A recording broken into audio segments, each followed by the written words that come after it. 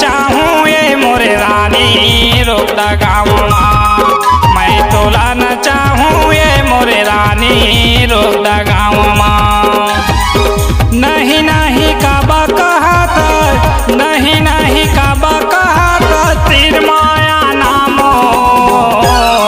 काते मोला न चावे रे करिया करू मोहुआ। काते मोला न चावे रे करिया करू मोहुआ। काते गुना रे गावे कैसे मोला न चावे। काते गुना रे गावे कैसे मोला न चावे। तीर मा छंते आना रे का मोला न चावे रे करिया करू मोहुआ। का मोला न चावे रे करिया करू मोहुआ।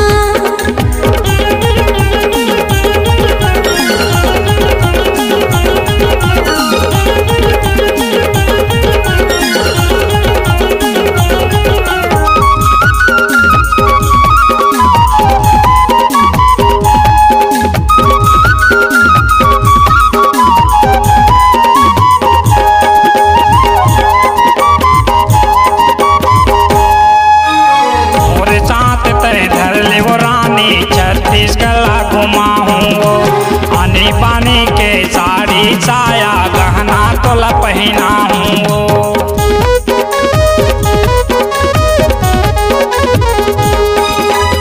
मोरे साथ तय धर ले वो रानी छत्तीसगढ़ घुमाऊँ वो। आनी पानी के साड़ी साया गहना तोला पहनाऊँ वो। दूरी हम काबा खड़े हैं, दूरी हम काबा खड़े हैं तीर माया नारानी वो। मैं तोला न चाहूँ ये मोरे रानी रोक दा बस्ती माँ। मैं तोला न चाहूँ ये मोरे कारी रोक दा बस्ती माँ।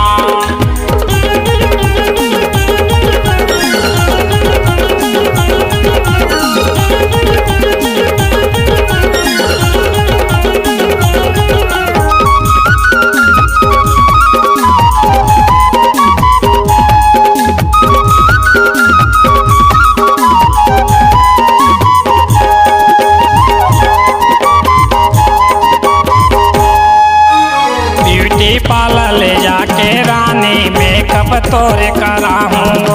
करो महू के बाजार माँ वो साड़ी तोर पर बिछाऊँ।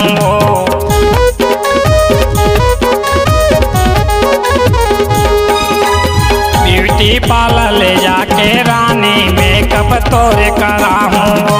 करो महू के बाजार माँ वो साड़ी तोर पर बिछाऊँ। परची मकाबा खड़े हैं, परची मकाबा खड़े हैं जी अंगना माया नारानी वो। मैं तोला न चाहूँ ये मोरे रानी रोक दा बस्ती माँ। मैं तोला न चाहूँ ये मोरे कारी रोक दा बस्ती माँ।